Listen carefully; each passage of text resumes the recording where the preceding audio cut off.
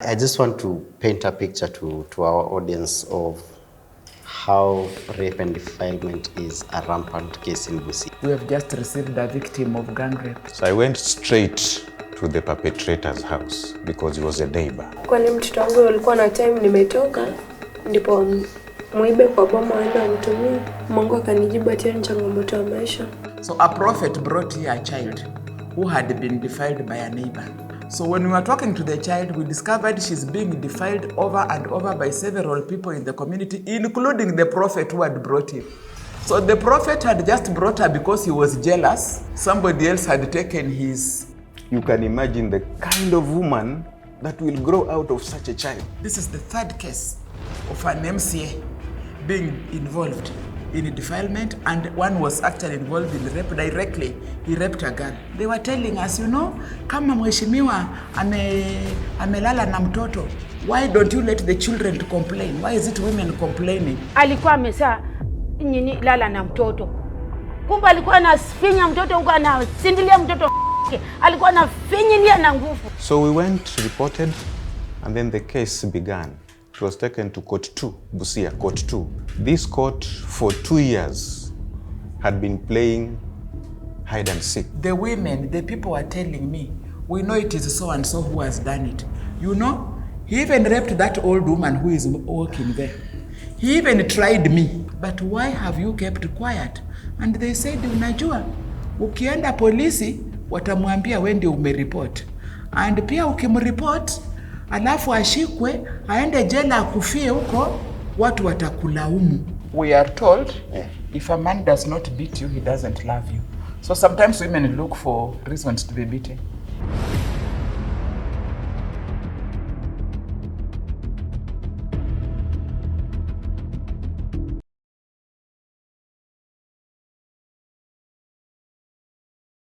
No matter where this gender justice conversation journey led me, and no matter what I found, nothing, absolutely nothing could have prepared me for Busia.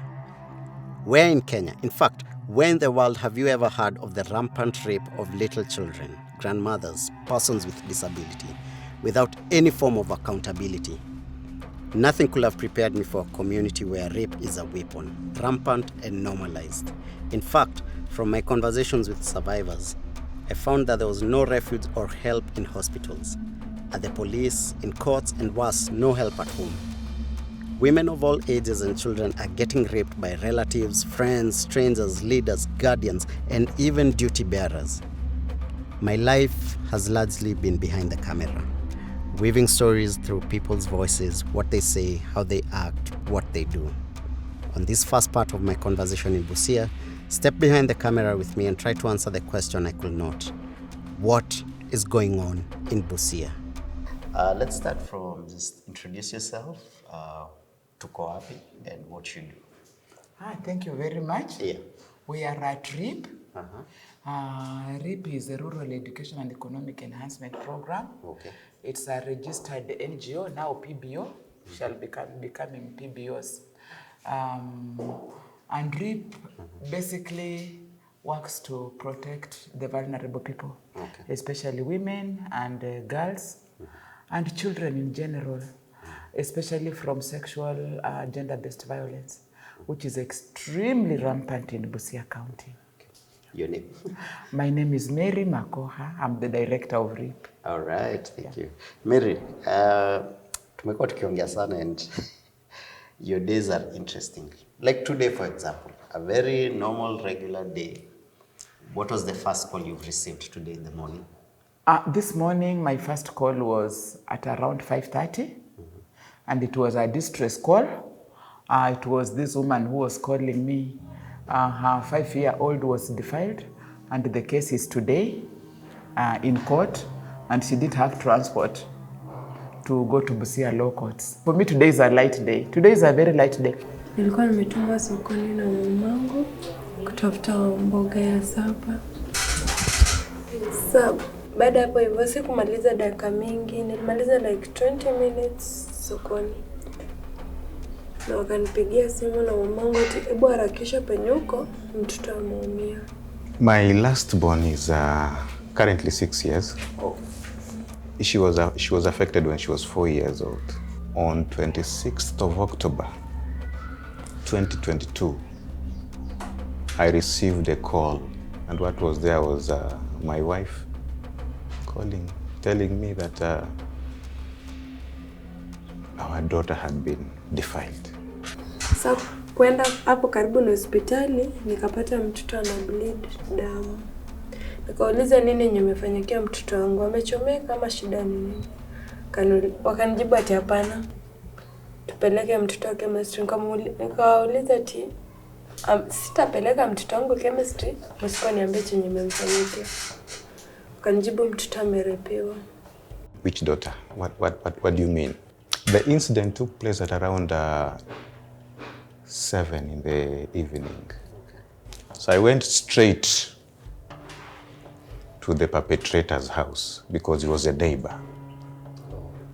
This was a neighbor, we lived with him.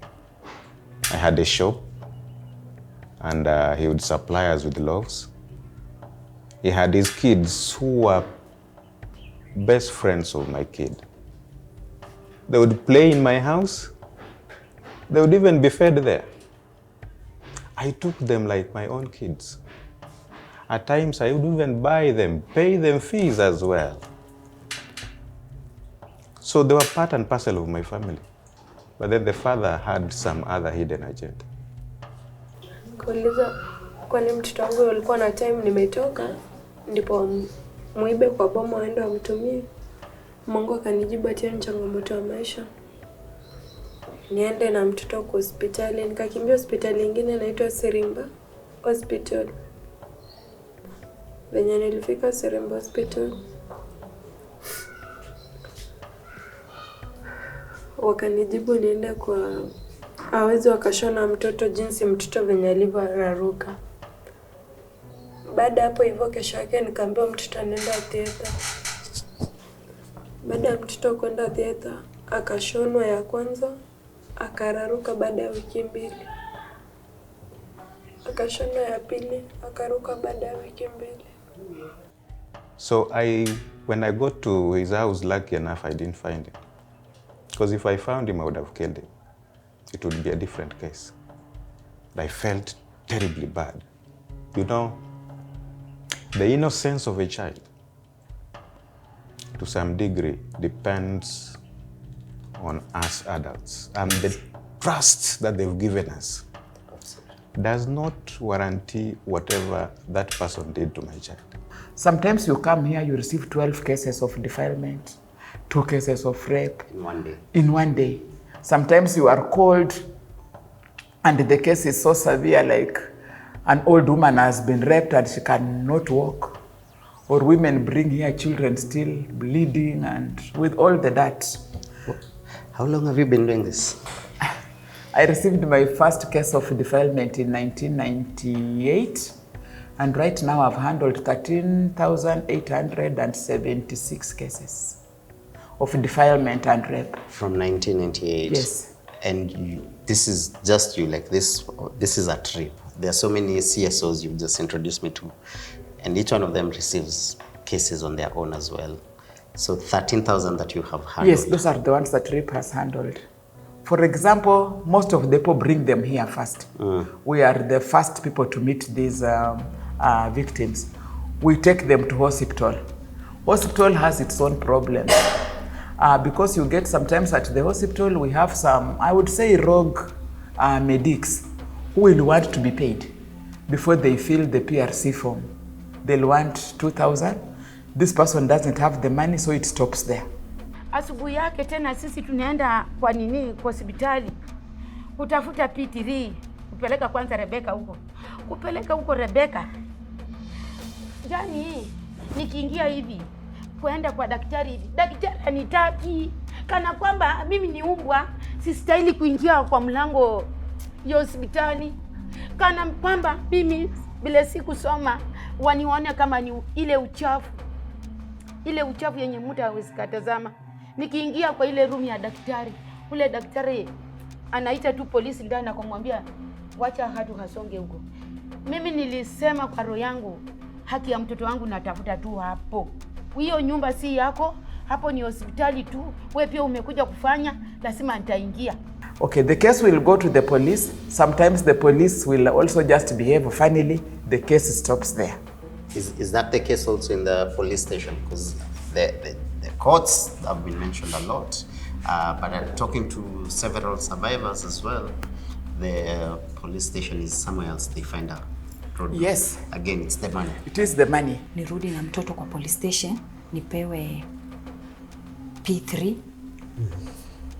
nirudishie daktari ajaze. So wakati nilitoka na mtoto kwenda police station na hizi dawa, polisi akaniambia hakuna P3 inajazwa. Ati hakuna P3 itajazwa. Ati daktari ama hakuna kitu daktari hajaandika, ati labda mtoto ameraruliwa ama nini. So hakuna P3 inajazwa. Polisi ilikuwa mwanamke? Yes, ni polisi mwanamke. Na kesi za defilement hataki anakusumbua, anakanyagia. Yes. When it goes to court, I have cases that have taken like 8 years in court. You know, we've had, so that justice after 8 years, or sometimes somebody goes to court until they just give up. Yeah. So we went, reported, and then the case began. It was taken to Court 2, Busia, Court 2. This court, for 2 years, had been playing hide and seek. For about 2 years, the child had not testified. Then at one particular time, sessions, I had to carry up my hand and demanded that a new court be availed, such that the child be given the chance to explain, to express herself. She was out of school every now and then. You get to court, you know, the magistrate comes lazily, sits there, and makes a decision that this case is pushed to another day without any reason, without any reason. But at one particular time, I had to stop them. I wanted to know exactly what was happening. So eventually they gave me a chance to speak. I told them, if you feel that you don't want my child to get to speak, because what I was interested in is to let the child speak, express herself, tell exactly what had happened, such that she's let free. 2 years, the child is still reminded, you know, what happened, and she explains what happened. You get to the very same court. This child gets to the very same court with the very same person who defiled her. She sees the person there. And each and every time, case is not done. She's again to wait to come back again to see the very same person. So I found, I had to say it's enough is enough. So I sought for ways out. I was told to write to the chief magistrate, who understood and changed the court.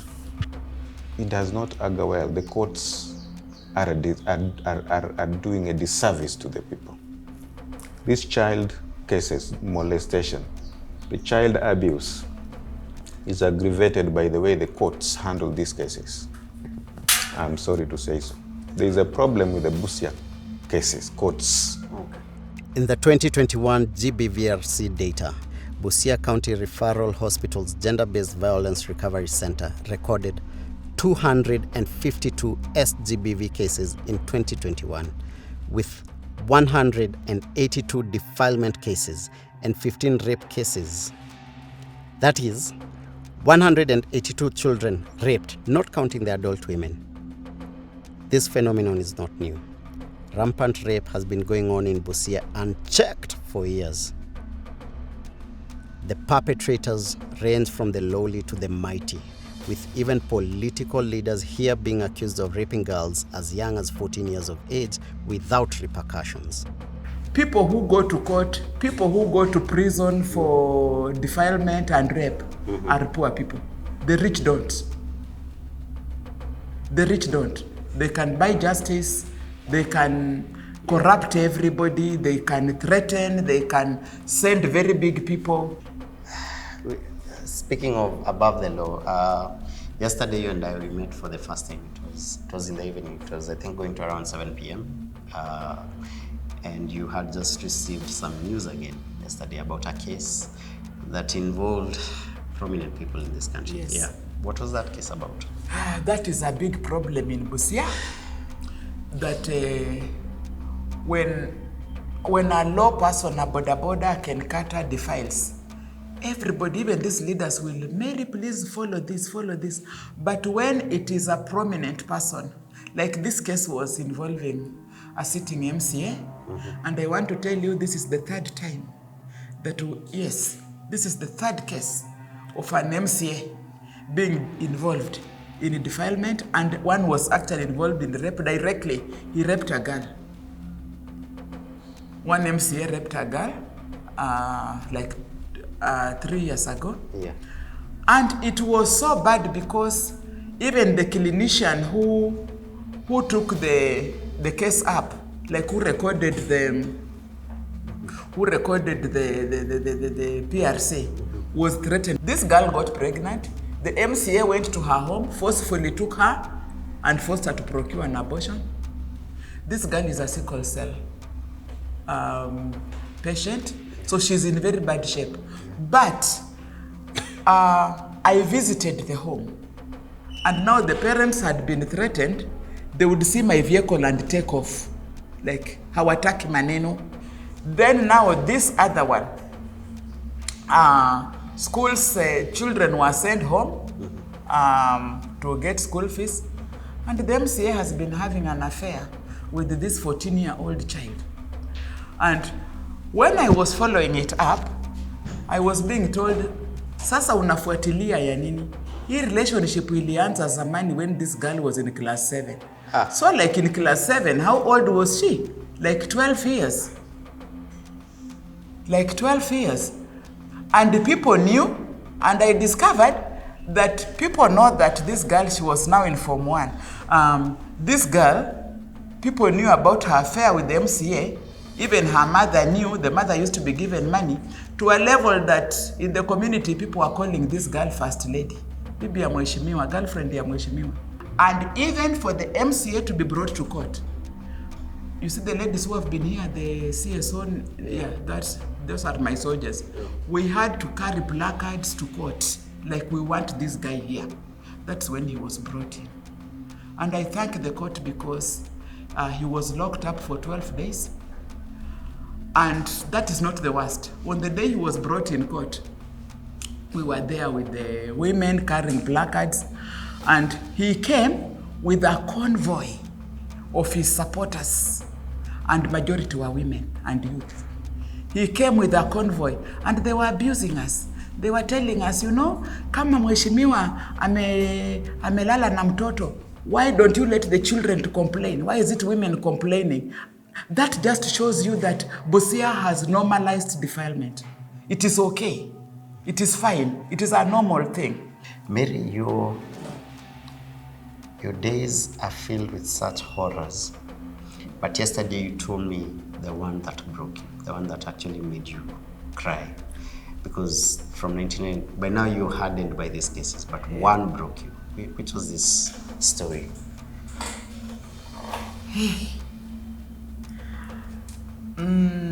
I go through a lot of heartbreaks many times, but last month,